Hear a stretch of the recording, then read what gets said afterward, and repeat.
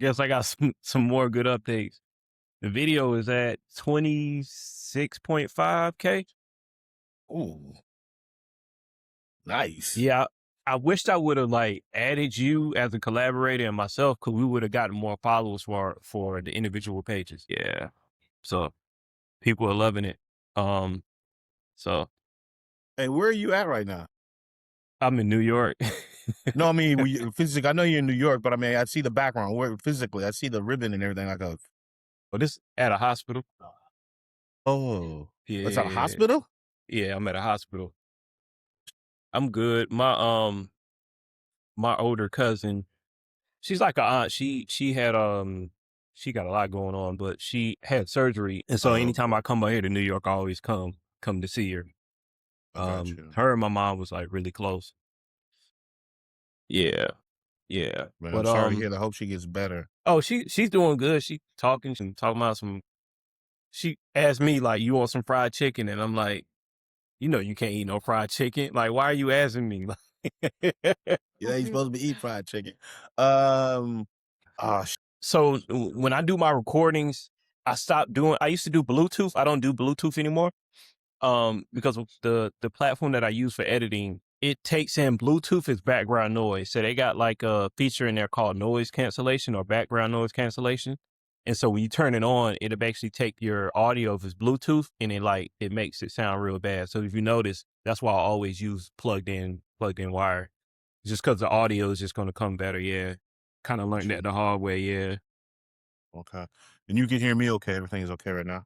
Yeah. I can hear you really good. Okay, man. Let's go. Absolutely. You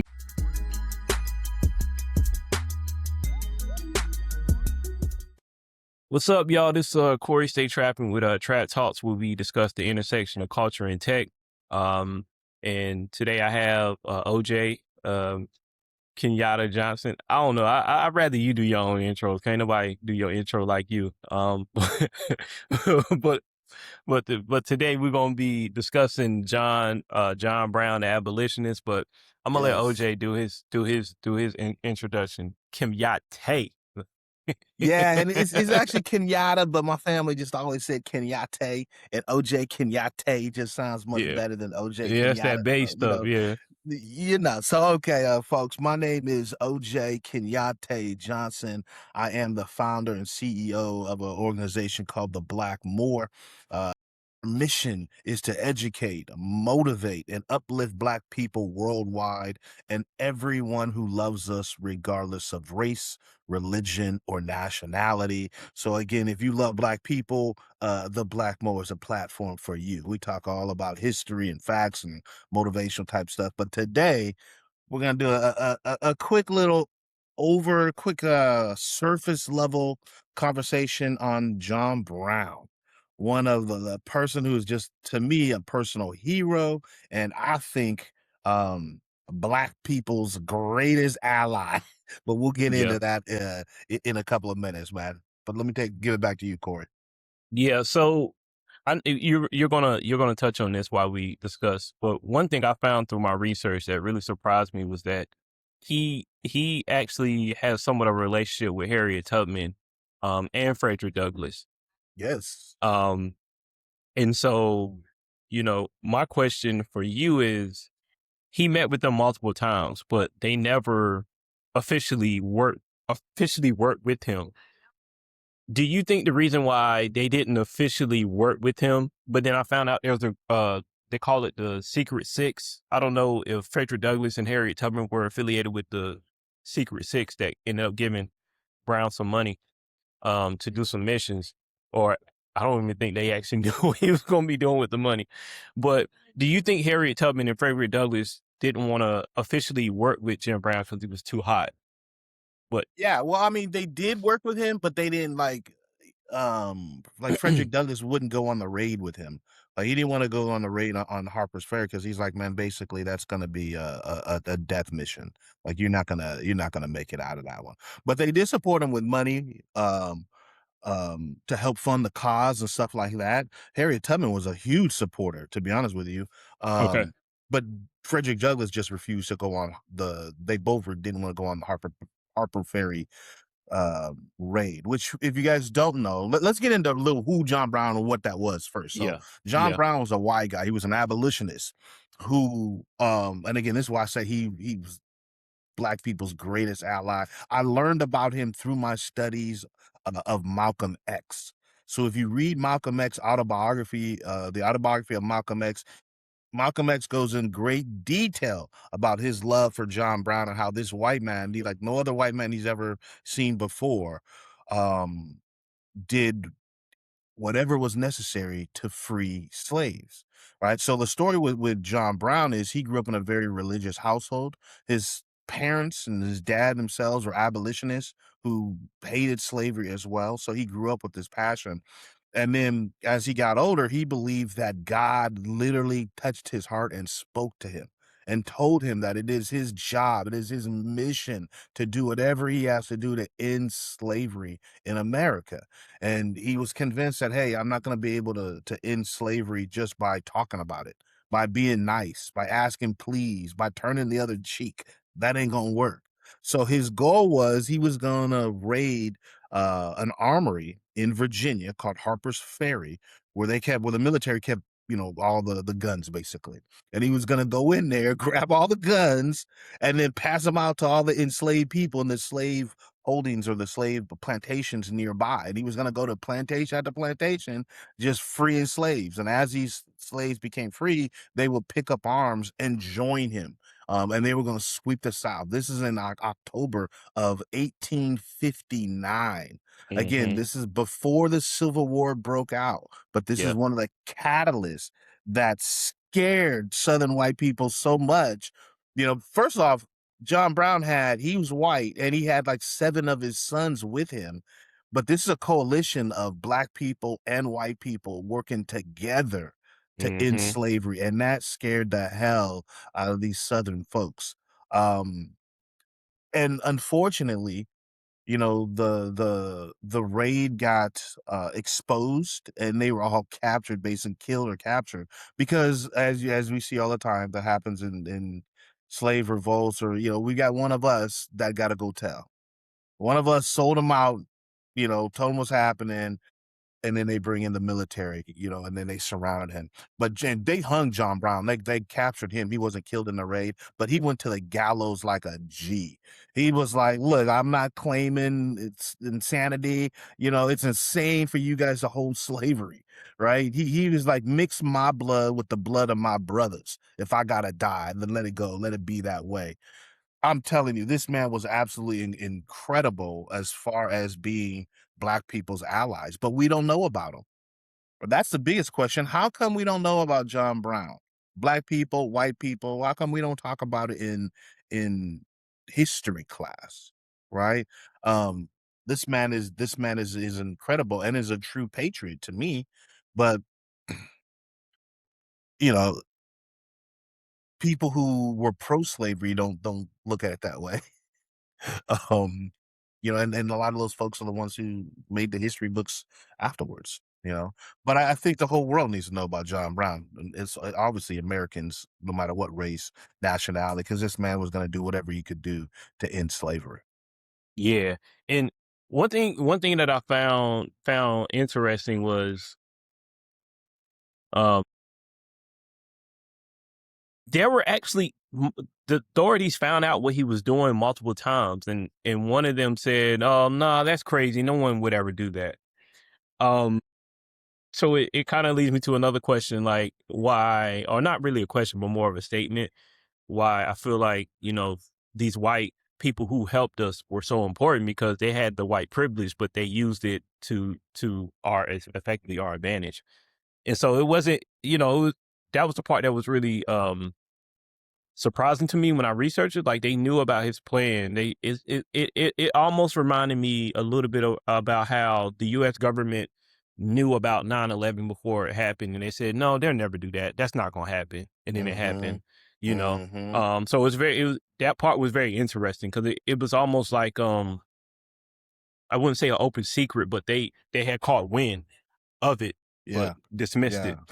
And John Brown had been wreaking havoc, because even before that, there was a case called they call it like Bloody Canvas, Kansas. Kansas, yep.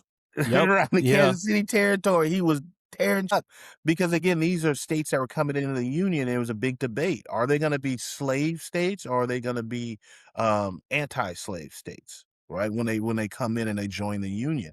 Right. People see, here's one thing you got to understand about the Emancipation Proclamation, right, which happens later, is Lincoln actually so-called freed slaves in Confederate territories where he had no No control to free those controls. slaves. So it really And didn't then free the them. territories that didn't break off from America, that stayed with America, but they were still slave states, he didn't go in and take the military to free the slaves in those states.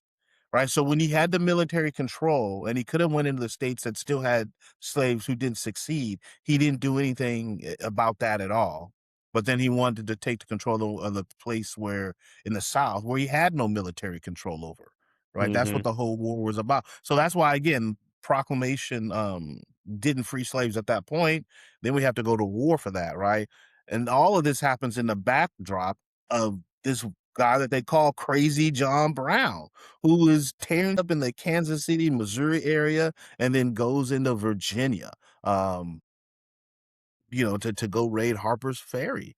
I mean, it's so interesting, but you never hear about it in history class.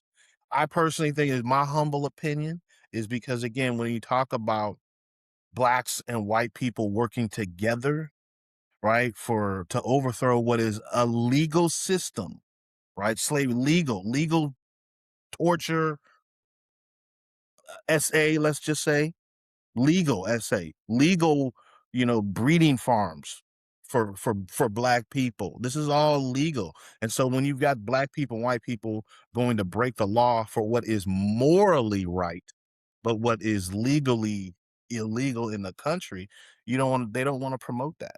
Right. You never hear about, listen, and I think we should do a podcast on this. All the white allies that have given their lives to help black people, right? When they have that white privilege and they could be quiet and not say anything, but they didn't, and they spoke up, right, for those people at a time when it wasn't comfortable for white people to speak up on behalf of black people. Right? We should Right. do a whole story on that. I got a whole John Brown is at the top of that list. And there's Yeah. a ton of other ones, Jane Elliott and a bunch of other ones, but John Brown is the top of that list for me. Yeah. But I can go on a ramble about that. Go ahead. Yeah, and the one thing, the one question I have for you too is that from the research I've done with looking at abolitionists, they tend to, the white abolitionists, they tend to come from humble beginnings too. So like Jim, he didn't come from a well-to-do family. He actually was in a lot of debt. It was like he was a lot of his time traveling through the Northeast and whatever was to creditors, trying to get debt paid, trying to get somebody to write him a loan for this to pay this off, Mhm. and Shit, he had I 20 kids. yeah, he had, and 20. not nine of them made it to adulthood. So I wanna kind of give like a I guess a mental state or his surroundings what he was going through because I believe he lost his first wife, right? Yeah, I know he was married twice. I believe He was that. married twice. Yeah. Um, his mother actually died during childbirth as well. Um, and he didn't really like his stepmother like that. Um, I want to again just kind of paint a picture of like who he was as a person because I think that also adds more color to why he was really what he was. Like he kind of seems like his towards the end, somewhat like his life was on fire somewhat. But Mhm. I don't know. I mean, like I said, I think it's really also good to kind of like see like what he had going on as well. And I know for me, do you think that had he came from like a well-to-do family, that he would have been on the same track, like he would have been doing what he was doing? I don't know. I don't know, but I think his father is the one that really influenced him. So let's Right. say he came from a well-to-do family, but his father was still what I'm gonna say involved in the movement, Hmm. then he might have. Yeah. And he probably still would have that fire because I really do think that they became down to his upbringing, Yeah. how he was raised. Um, Speaking of when you were talking about some allies, stuff like, man, I highly suggest this book right here. Pioneers and Protests. This is coming up on the 30th year I've had this book, man. If you can look inside here, My parents got this book for me as a Christmas present. 30 Wow. years ago, autographed and everything. We went to this black bookstore called Marcus Bookstore, and they just let me pick out a ton of books or whatever. But that was 30 years ago. This book is great because it talks about, again, John Brown. You'll see him right here. But let me tell you about two other white allies that you don't hear about, right? And these guys were in the United States government. Documents in, decisions out. Go to doculingo.com/Trap Talks 2040 to get your 14-day free trial. And don't forget to sign up for our Patreon page. We out.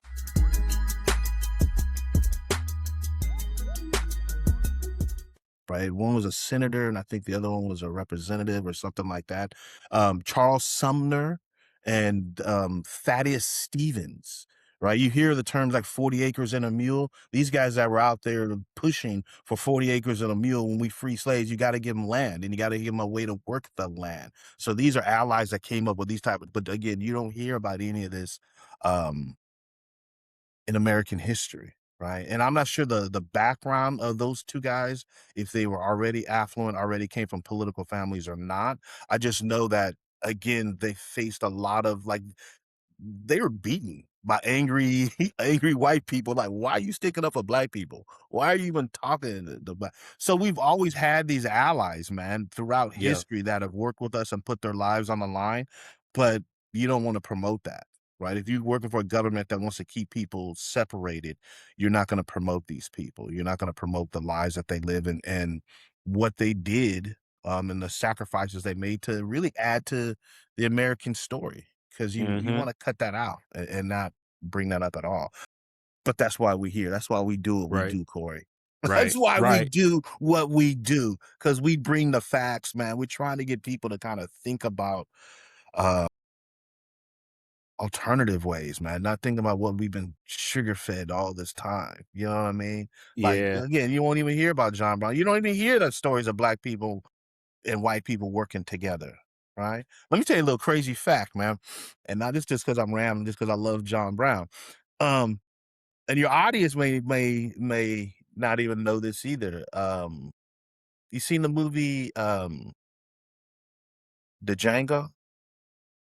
Yeah, of Seen that movie course. Django? Yeah. You seen it? Yeah. Okay. I might put my favorite scene in the final edit. I love it. What's your favorite scene in that movie? What? You tell me. What's your favorite scene? I think you know, man. Yeah, that is my favorite scene. That is my favorite scene in the whole movie. Here's why I bring that movie up. One of the raiders with John Brown was a black man. And again, please, people, look this up. Anything you see with me, don't believe that I'd say just there was actually two of them. He met them through Frederick Douglass, right? Yeah, well, there was more than just those two black men, but Okay. in particular, I think there was like a total of 5 black men that were with him. But Dangerfield Newby is the character that Django is based off of.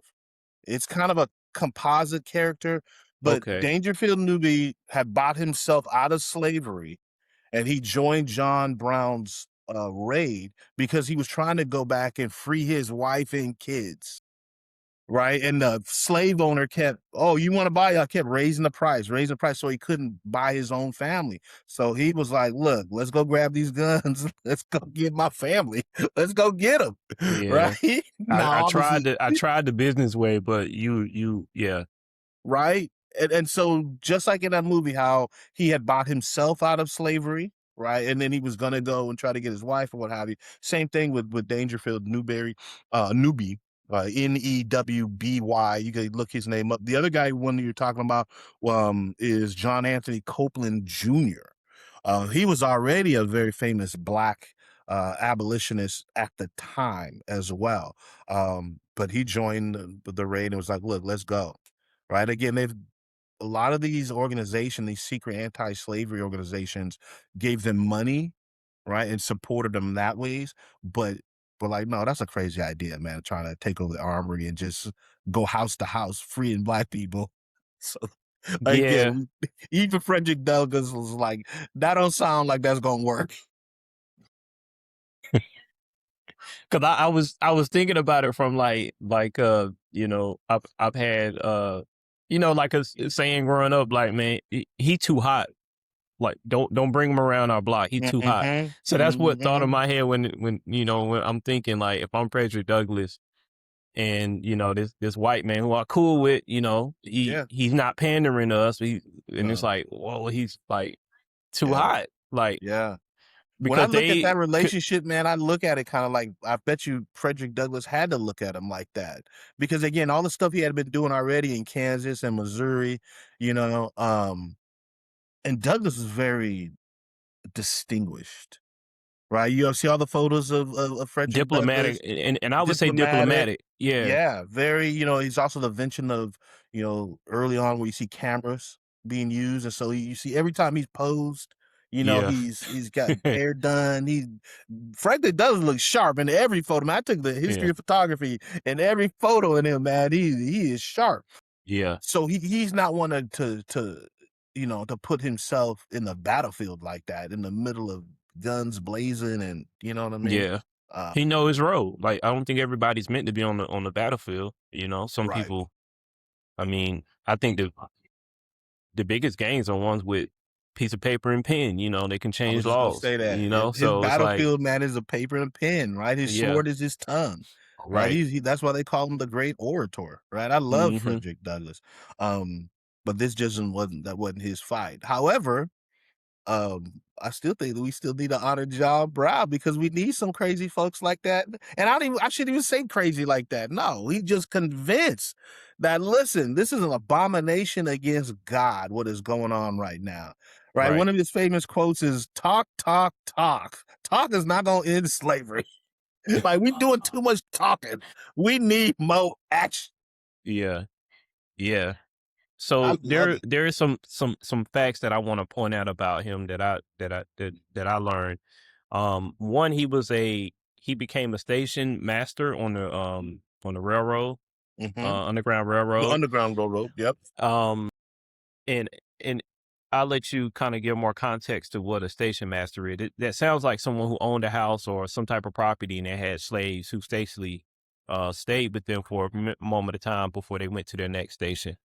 Um, Yeah, that's exactly what. And they had all okay, kind of different ways to hide them, like through cut out through the floorboards, floor, fake yeah, walls in the back, all yeah. kinds of different ways, man, to get It people. was it was almost like the compartments that I've heard they set up were like very it was almost set up the Roaring Twenties because where they had the false bottoms and Speakeasies and yeah, speakeasies. Yeah. Um. yeah. Yep.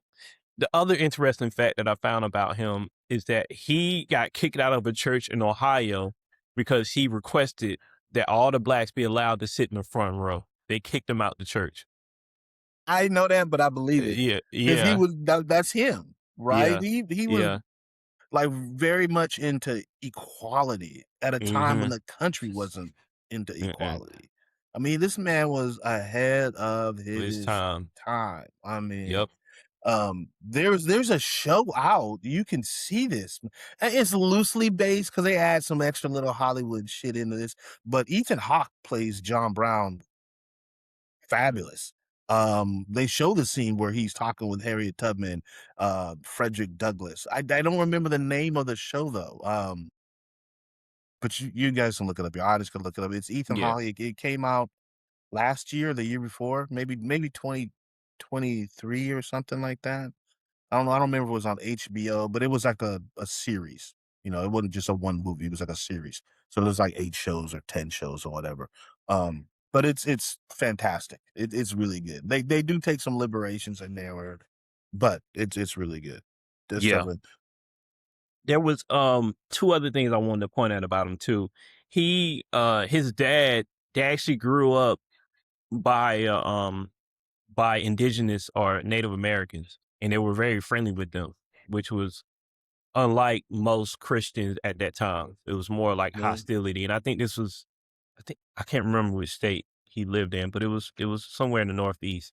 So he was effectively playing with Native Americans in the sandbox, and he viewed them as friends and family. That's what I heard. Yeah, I don't know Um, exactly. I don't remember where, but yeah, I've heard that yeah, as well. I think again that goes back to his ideology, right? That all creatures under God, are brothers and sisters in humanity, which, man, that is just unusual for his time.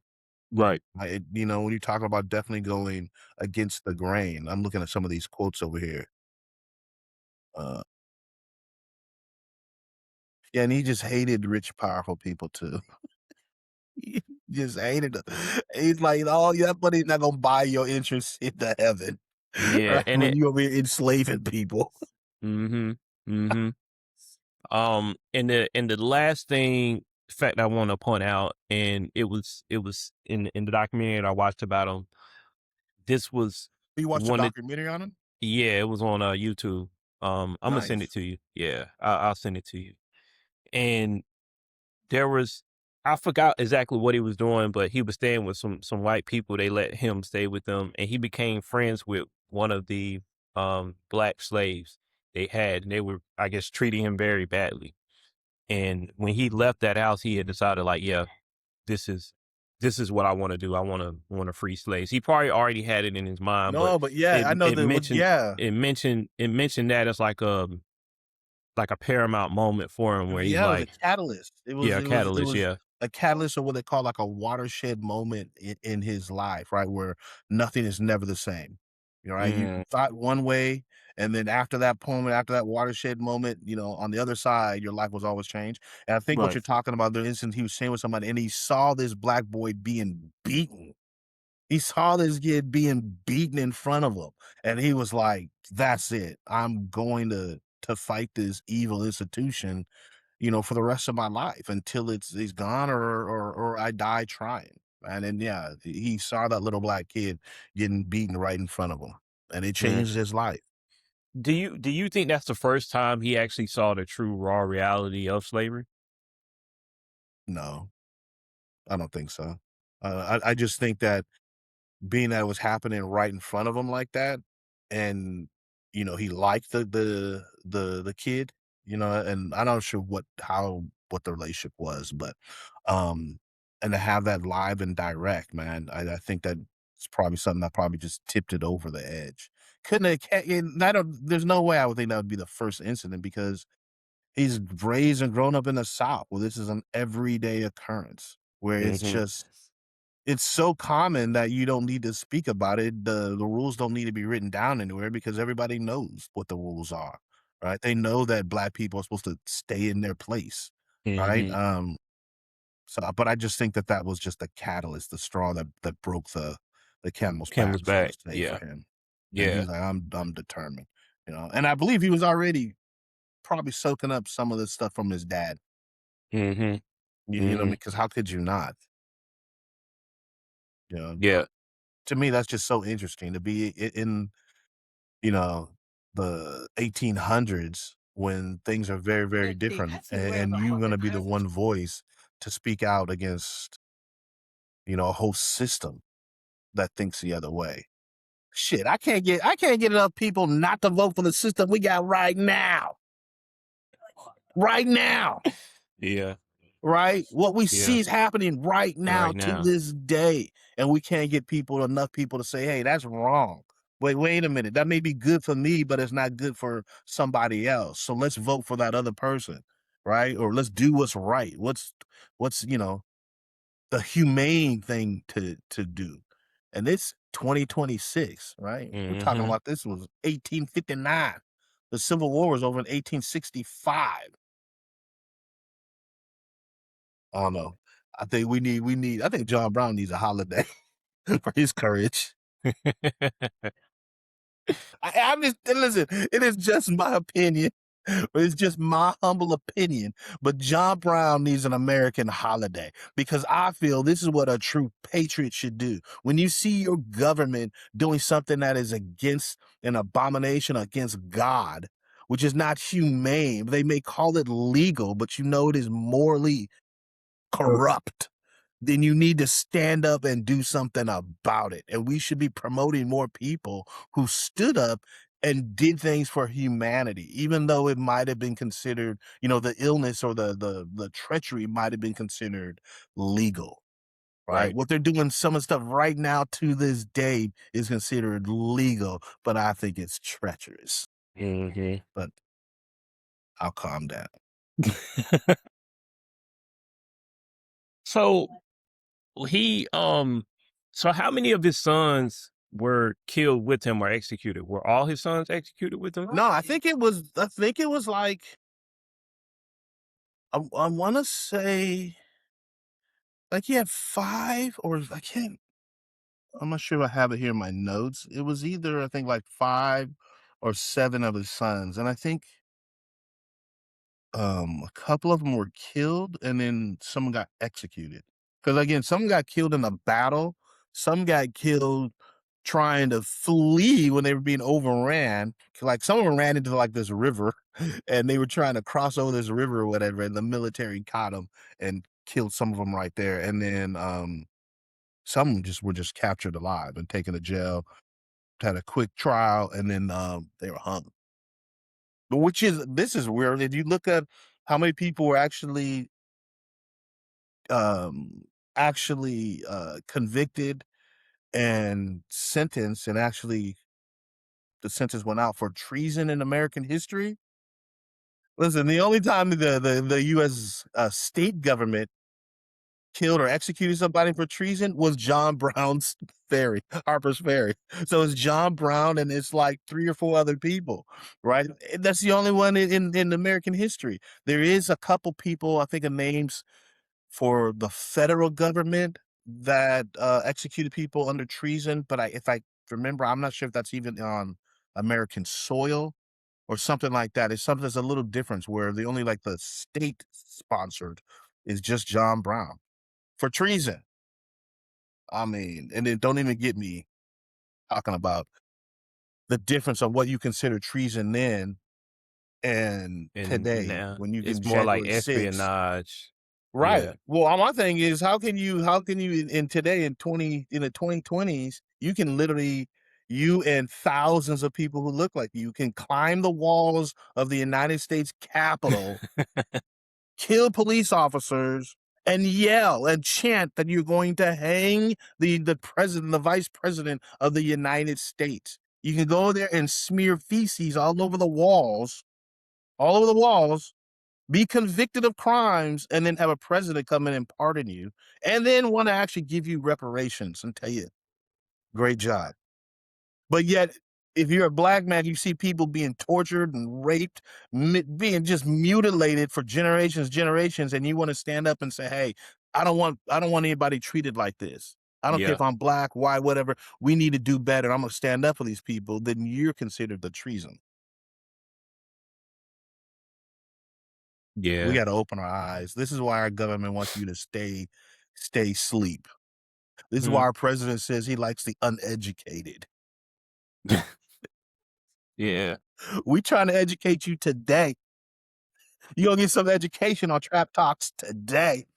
Well, this is the other thing I know I read too. So he actually did a raid or something somewhere, and he kidnapped George Washington's nephew.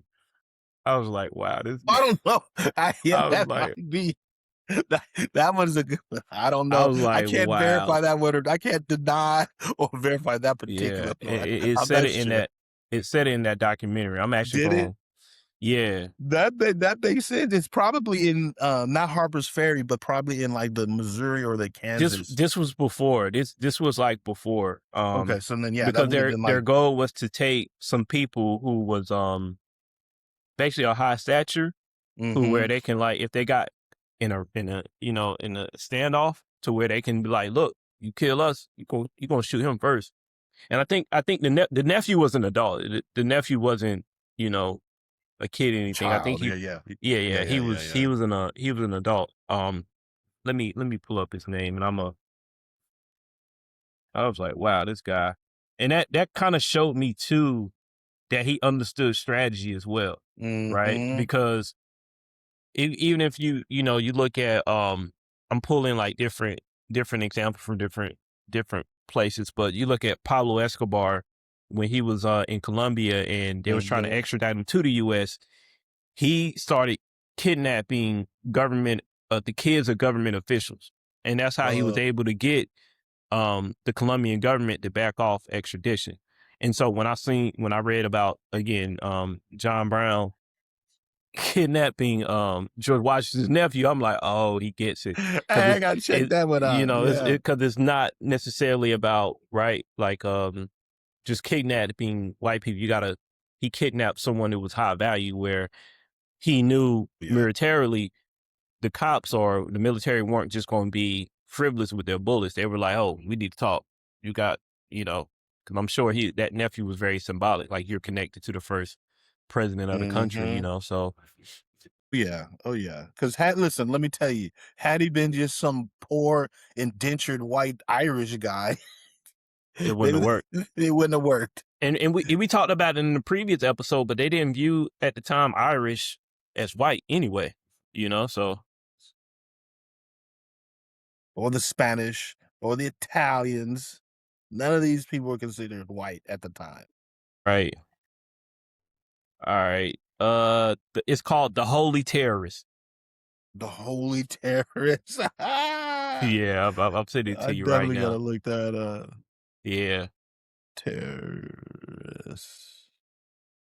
Yeah, I'll check And that out, and man. you kind of took it out of, you said this earlier, but in the documentary they're like, yeah, he was the catalyst for the Civil War, and I'm like, I never. So, question: do you think that um what John Brown did distilled more fear into white slave owners versus what Nat Turner did? That's a great question, Corey. That's a great question.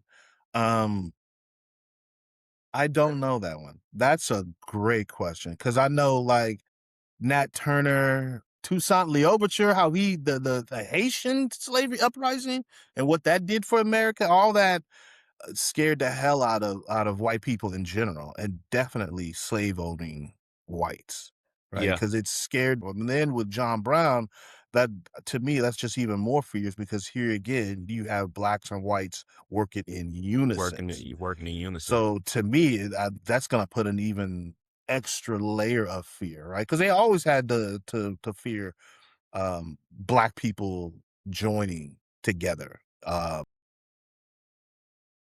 But now, well, let me tell you this, or let me ask you: you ever wonder why slave revolts never really worked in America? You ever Yeah, I ask know yourself why. that? Yeah. Why do you think?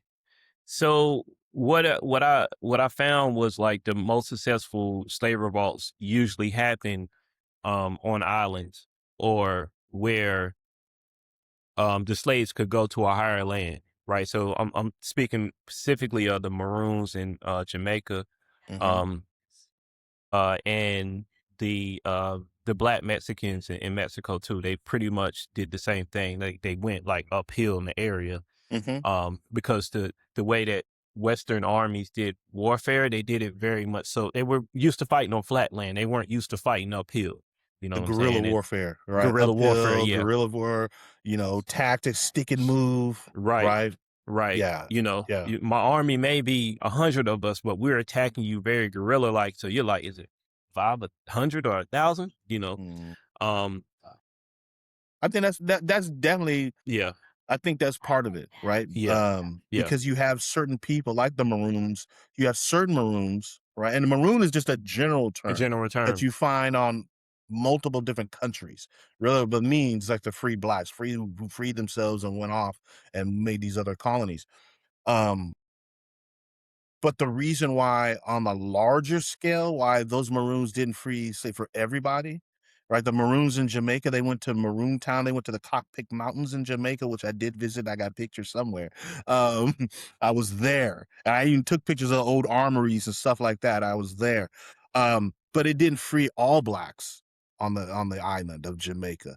The reason why you don't have these numbers as successful is because of pure numbers.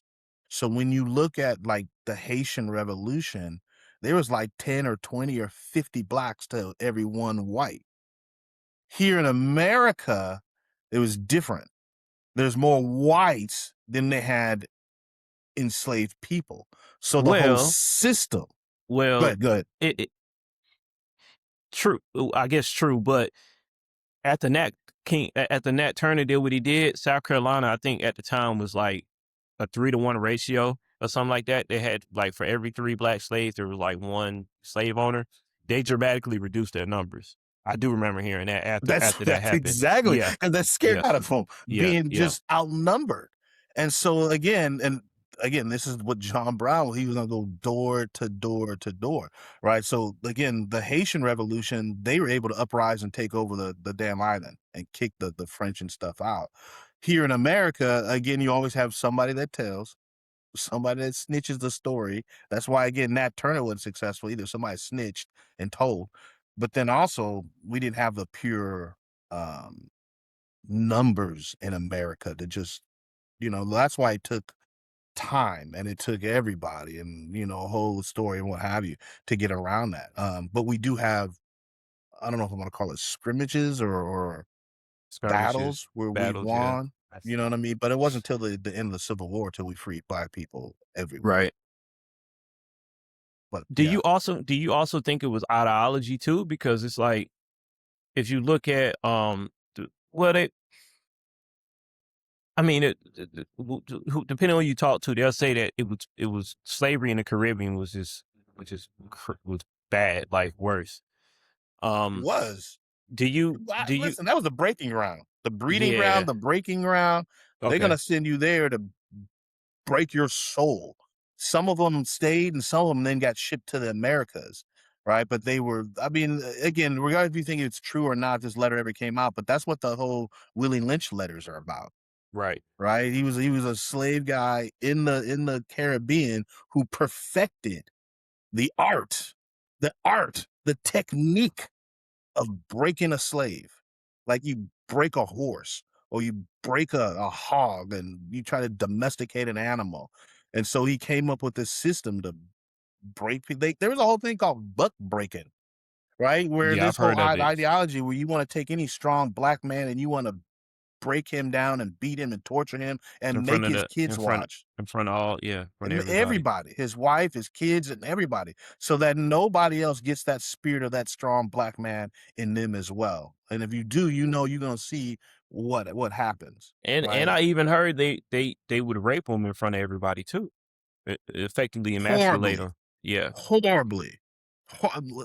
Listen, I can get some of this torture, and I'll just keep saying torture, and I'll just keep saying SA, right? For the stuff that's done to black women, black men, right? That again, they don't want to teach you this in history class, but it's horrific, right? And the thing is, it's to affect everybody, black and white, right? So again, black people never so-called get out of their place, but also let white people know that, if you are rich and you're white, then you're a part of the dominant society, like this caste society that we have, that we say we don't have in America, but it really was a caste society.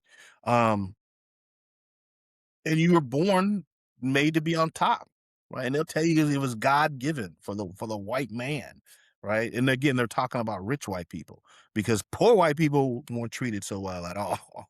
Um, but that's the whole kind of system that was created, man. And but it's a mindset. You're right. It's a mindset, but it's something that in order for us to change that mindset, we got to deal with it and then constantly give you the right imagery.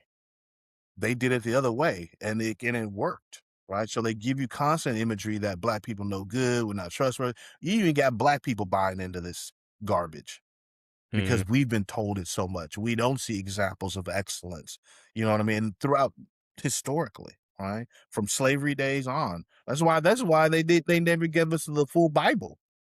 Right? There was a slave Bible where certain passages were taken out. They didn't want the black people to know about that kind of stuff. They only wanted to Mhm. know how to be docile and obey your white slave master. Right? All this history. This is why it was illegal for black people to read. Because knowledge changes everything. If you have the proper knowledge. Again, this is why I do what I do now, because throughout my life, I just see misinformation People want to hide the proper knowledge when it's there. You can see it. That's why I would say, don't believe what I'm saying. Go look it up. Go research it. It's always been there. You just got to read it, and sometimes you got to read through the lines because a lot of stuff is still filled with white supremacist ideology, and again, miseducation and stuff like that. But you got to go read through it, feed through it, kind of, dig your way through all the information that is out there, man, because it is out there. They're just trying So to keep us separated. right. This was what I was kind of getting at earlier too. Do you think the reason why the slave revolts tended to be more successful in the Caribbean due to the brutality of slavery, or do you think it was more them being more connected to their origin?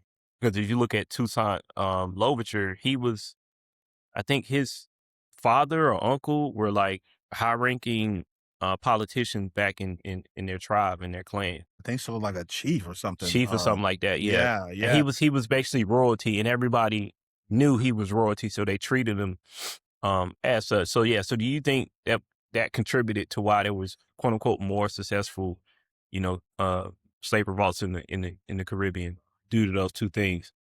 Um, I don't know. It could have been. I don't know. It could have been. It could have been a factor in it, but I think the two major things is just the overwhelming numbers, to be honest, like the overwhelming numbers of slaves brought into the Caribbean compared to how many white settlers that were there is just astronomical. It's just overwhelming. Uh, which is why that was something that was always on their minds. That's another reason why, if you think about it, like if people don't know this, but we hear about slavery here in America, but a country had way more slaves imported than America? Brazil. Brazil, and Brazil. and they just ended like slave. I was talking to at this MMA gym I used to go to. One of the trainers were Brazilian, and I think he said that his grandmother was like a slave. I was like, and my trainer's like my age. Wow. And I I'm don't like, know. I don't remember what but year it, off the top of my but head when they yeah, ended slavery Brazil's in one of the Brazil. last countries to end slavery. Yeah, we can look that up. Well, I will say this though, Brazil now though, man, they got laws. I seen this a video just the other day of two white tourists making fun of people in Brazil, right? Trying to call them monkeys and doing these these girls. The police swooped them up, took them to jail. Like, you can't do that here in Brazil. No, no, no, no. If you make racial turns to anybody, that is against the law. And they took them white girls to jail.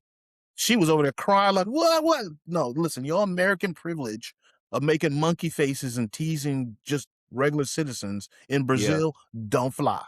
yeah. Don't fly. That, I'm telling you, that was just on like TikTok or something. Well, Wow. yeah, I just seen it. Oh, I take that back. So slavery was abolished in 1888. May I was 13th, gonna say that. Okay, yeah. in Brazil. So they weren't one of the last. I thought it was one of the last. But Um, America was 1865, right? So you're looking 20 some years after America. Who was yeah. the last? Look at that. Who was the last and what year? Uh,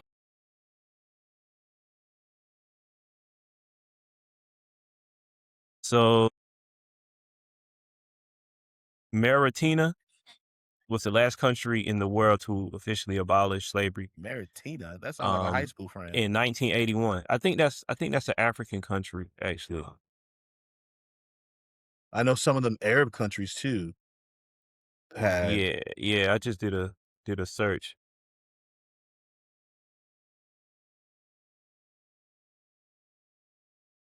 Yeah, that's crazy.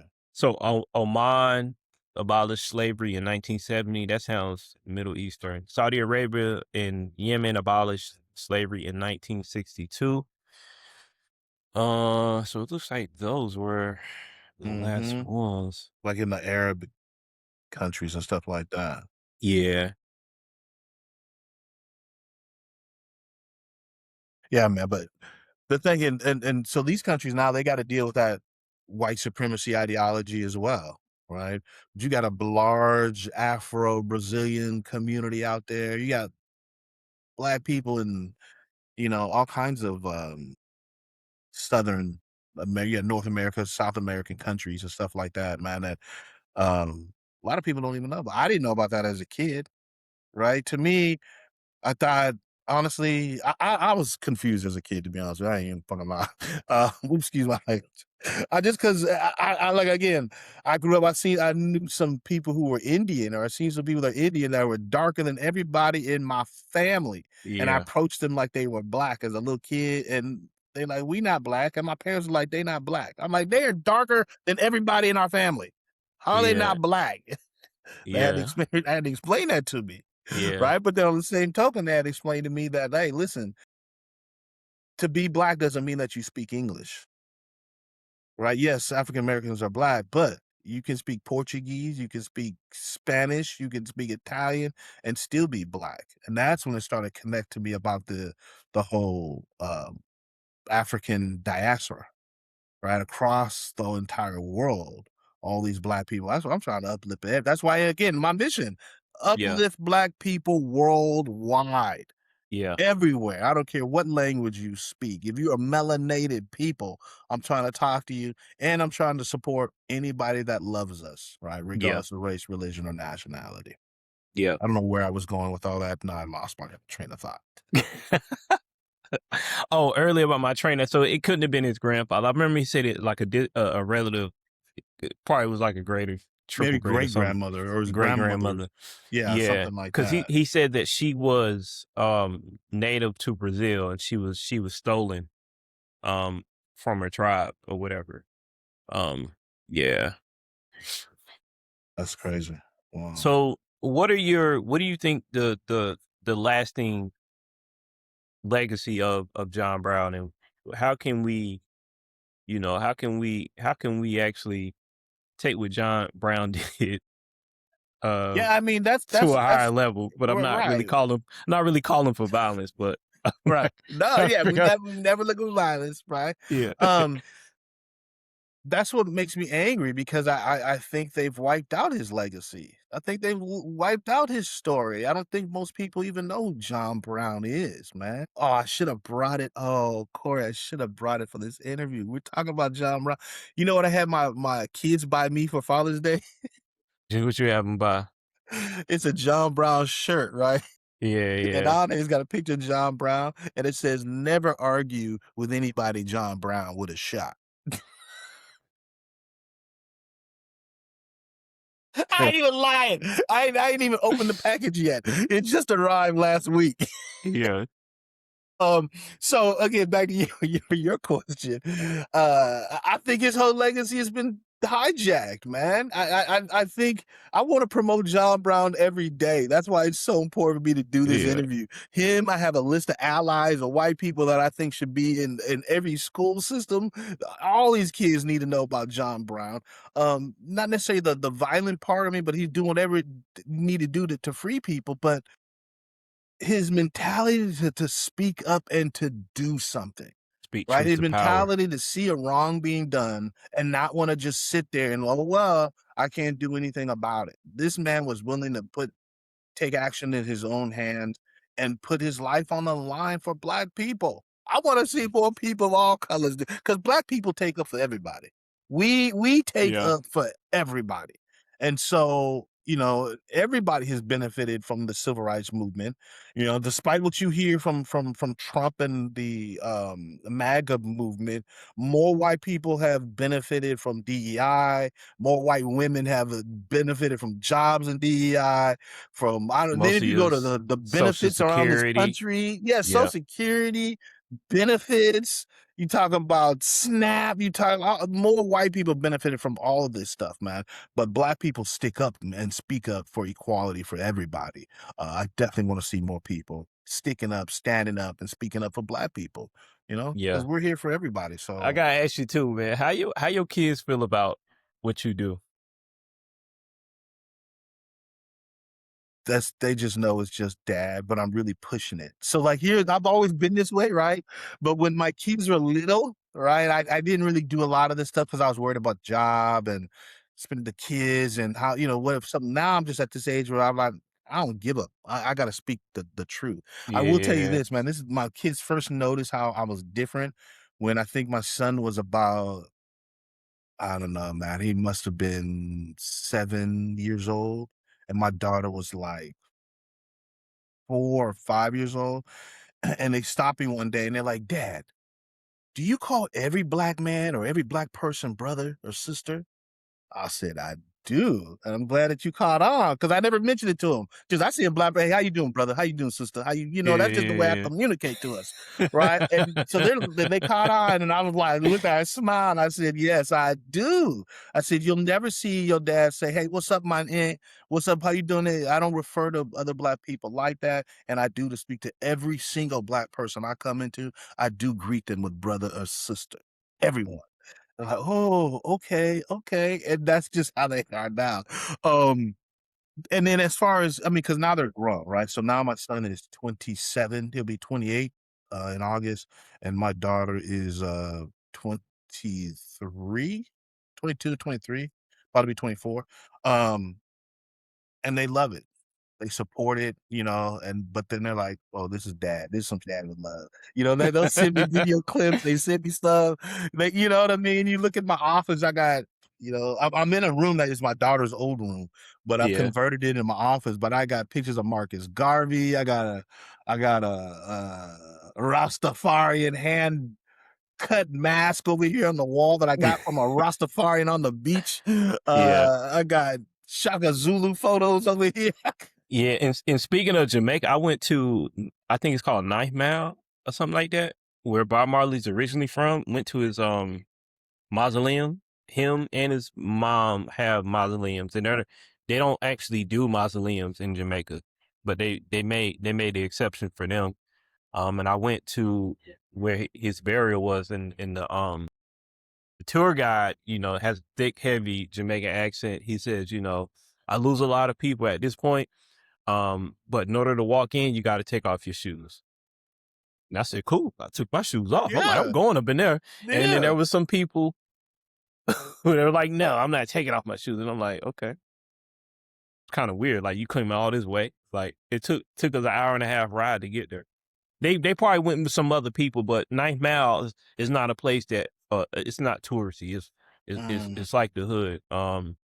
But I felt safe. I didn't really feel too out of place. Um, but yeah, and it was kind of weird, like that they had to. The tour guide is like asking nicely or saying it. I'm like, I mean, I took my shoes off so quick. I'm like, I'm going up in there, come on, and it respect, felt it felt it felt respect so Robert it felt so Nesta peaceful. Marley. Exactly, it felt so peaceful. So he grew up in Ninth Mile, and then he moved. I think he later moved to Kingston as a Mm. kid. I want to say like 10 years old or whatever, and then obviously where he met Peter Tosh and the Wailers and all that good stuff. But yeah, When um, when when were you in Jamaica? uh, April, April 2024, I believe. I think, yeah, I loved it, and it was crazy because it felt like I had been there before. It felt like I had returned. It was so weird. Like I Just can't I can't explain it. Bro. It was yeah, almost like I felt like I had returned. Like I remember yeah, where I stayed at, looking out, and then I'm like looking around. I'm like, man, I feel like I've been here before. Like it was so crazy. It was man. it My was it, my it was like I returned. You know what I Yeah, mean? I had the same experience, and I mean, again, I know we're getting off a John Brown topic, but Jamaica, man, I had the same experience, and I kept saying I was gonna come back. I bring the kid. I'm gonna come back every year, and I hadn't been back. But Yeah, man, it was like family. And the other, I started talking to so many local people there. Right, I remember me and my wife were talking. We were talking to the people that work there, but everybody that stayed at my hotel was white. I'm like, why am I the minority in Jamaica in this hotel? Like, yeah, you know what I yeah, mean? I'm talking to the yeah. people, and they're like, I yeah, was the yeah, good I the was good at an jobs all are inclusive hotel. resort. Yeah, I was at an all Yeah. inclusive resort. Yeah, I was all inclusive, had the best time, yeah, and mine was like an ultra all inclusive. I went through Sandals. And Sandals resorts, boy, cause some would say all inclusive, but they just give you domestic beer like Red Stripe and wine. right? And that's all they included. My shit was One of 'em. ultra, No. ultra all Yeah. inclusive, where The I one literally I can call up for 4 Long Island iced teas, and they Oh my bring it up on God. a tray at like midnight, and there's no tipping, right? I'm like, we about to get it cracking. Mine wasn't like it wasn't that good, but I don't know if I Okay. would want 4 Long Island. 4 Long Islands. Yeah, you was Let's go. so the resort they was cool, but it was funny because the first couple of drinks we got when we hit the resort, those were the strongest ones. So we would buy bottles, and the liquor wasn't that expensive. It's like, what is this? And then we actually gave a shot to the person who sold us the bottle. Like, you want to take a shot? And then I walked away thinking like, gee, people be doing this to her all the time. All the time.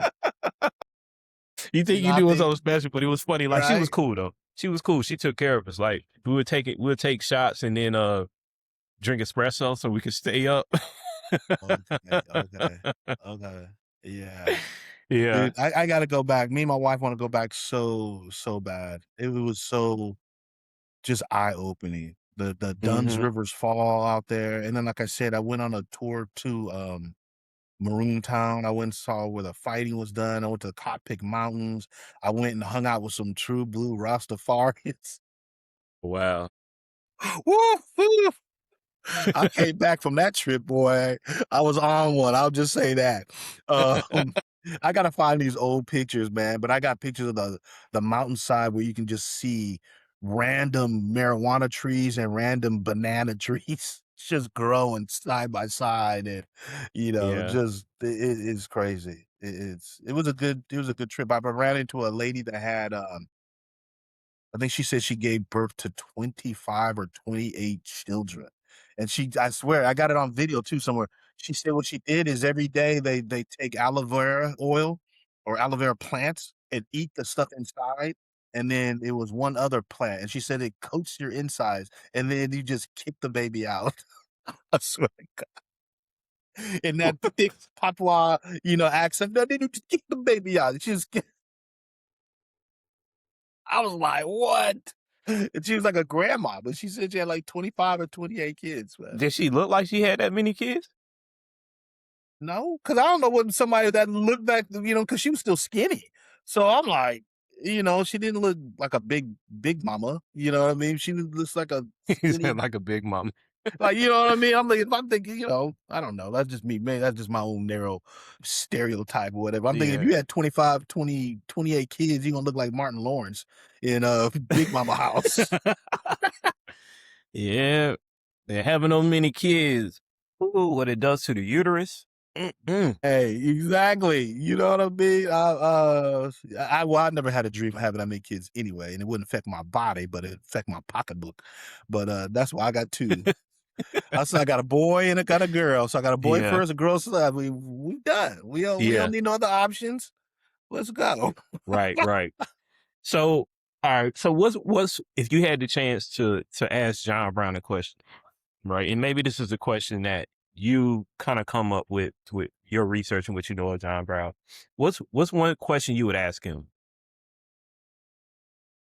Honestly, I'd want to know, like, what really brought you to take this hard road, right? Because it'd be much easier as a white man to just go along with the system.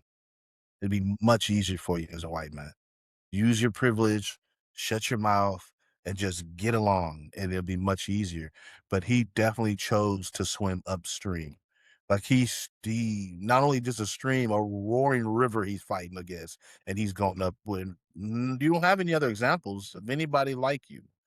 What made you to do that, number one, and what had given you the courage and the fortitude to continue after all opposition? Looks like, again, we got people right now afraid of their president. No, they know he's doing wrong, and they're Mm-hmm. afraid to speak up. Afraid to speak up. And we don't live in a time where if you spoke up, you can just get hung or shot just for no reason. Back then, they could do stuff like that. So I'd want to ask him that. How do you get the fortitude? How do you get that to be who you are and to stand up and, instead of taking just the easy route, right? Which is, to me, more amazing people that have to do things and accomplish things, but have to go through a rough time to get it is what impresses me more. People Yeah. who, Donald Trump wants to talk about how much money he's made, but I'm like, your dad gave you millions and millions of dollars to get No, stuck his in dad this. gave him the equivalent of $1 billion in the 80s, and he blew it. They blew it. He bankrupted a casino. Who bankrupts a casino? The house always wins, unless it's Donald Trump. Like what? You know Yeah, what I I didn't mean? even think of that. Who? Yeah, that. What are you doing? Yeah, What are 'cause you doing? I think his dad at the time gave him like 200 million or something, Ridiculous. which is equivalent now like over $1 billion, especially with this inflation going on. But it's Yeah, like, he's an idiot. An idiot, man. yeah, Bro. So I don't know. That's kind of the questions I'd ask him. And then if I was to see John Brown today, I would want to also know who in today's era would you want to partner with? Who would you want to partner with? Who would you want to be? Who would you want to start this Avengers secret collection, X-Men, yeah, right? To fight this. I think that's what I just ask him. Because to me, yeah. again, that's just incredible. That when I think about it and the time that he lived in and the way that he spoke, I can't get people to speak that way right now, 2020. Well, do you think he would want to work with like somebody like Farrakhan? He might. Because even Farrakhan's has changed his tone from the 60s. You know what I mean? So even um yeah, I don't see why he wouldn't want to work with Farrakhan. Like in the 2026 version of Farrakhan, I don't see any. Maybe not when the 50s and 60s Farrakhan, when it was like all white people, the white devil. Maybe not Yeah, then, and then but they've changed that. You know what I mean? They've kind of changed that tune or what have you. So um I think John Brown probably would have worked with anybody who would have just willing to stamp out, racism. yeah, but I also think he would have scared. He would have scared a lot of people. Like me personally, I was surprised that he had such a relationship with Harriet Tubman and Frederick Douglass.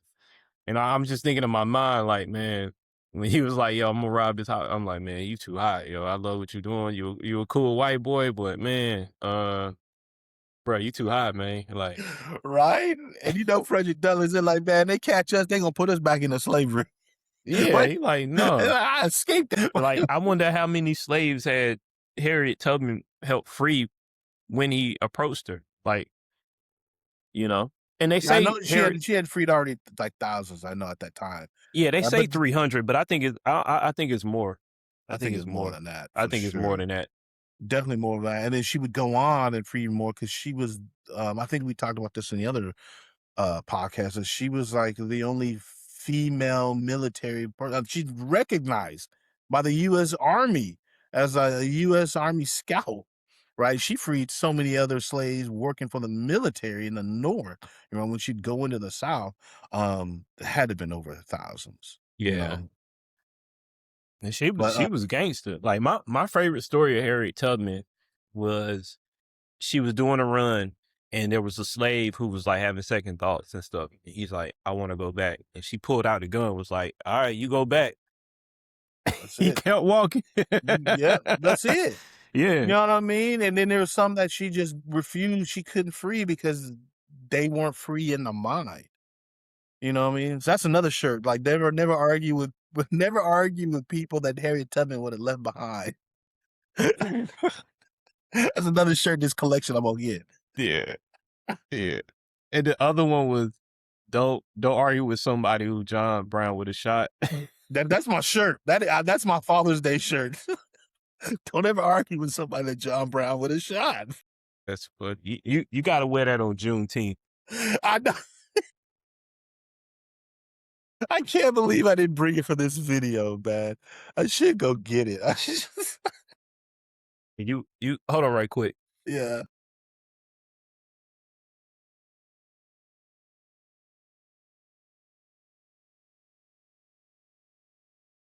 Yeah, you got to wear that shirt, one of those 2 shirts on Juneteenth. Absolutely, man. Yeah. I don't know. Most people might not know the John Brown one though. A lot of people I feel like don't know They John Brown. don't. And that's just a shame to me. But again, like I said, I didn't even know about him either until I started my history lessons on Malcolm X. When I Yeah. started to really learn about Malcolm, and when I read the autobiography of Malcolm X, man, anybody Malcolm mentioned or any book he talked about, I wrote down and I went and got him. Mm, I mean, I went and researched those people, read those books he said he read. Some of those books, again, I still have to this day. Books I'll show you and stuff like that, man. But John Brown was a real ally. Let's just leave it at that, man. As a real ally, we need some more John Browns who aren't scared to speak up and to just call it like it is. And we do have some, man. I've seen some young folks on TikTok or on Instagram that are out there speaking it, right? They're yeah. just speaking the truth. And so I want to make sure that more allies know about people like that, man. That Yeah. you're not out there alone, and you got history with people that were doing the same thing, man, fighting when it was even much more dangerous than it is today, just to speak their mind. So we got to get them. We got to get everybody speaking up. You know? Yeah, and then to how I like, think about things too is like with me and protesting, like I don't really do protesting.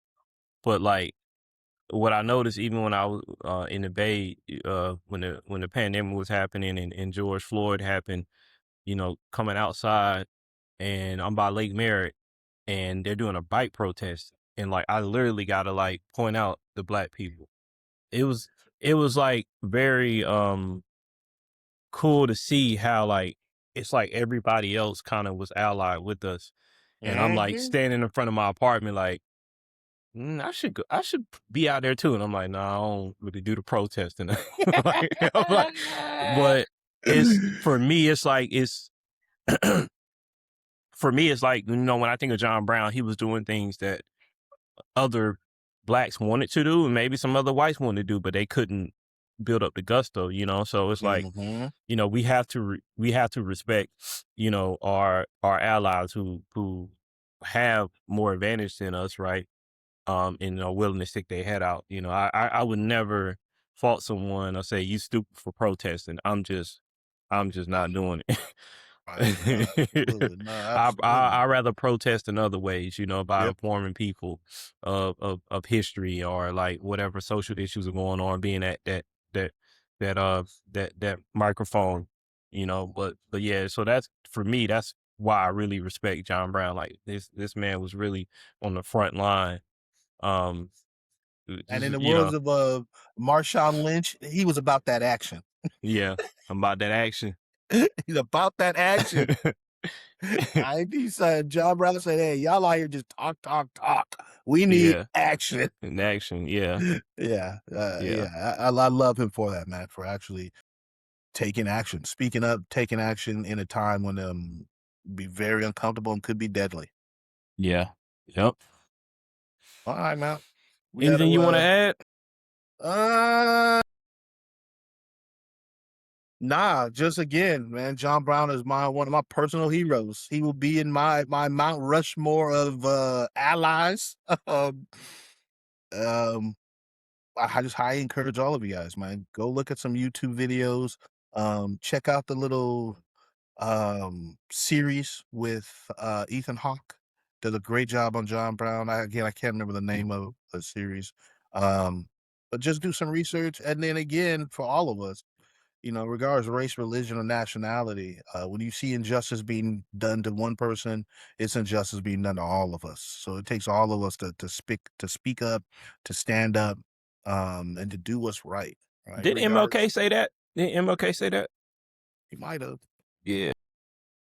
Might have. I mean, I don't know. Maybe he's just coming through me right now. I don't know. Anyways, Corey, it's good talking to you, brother.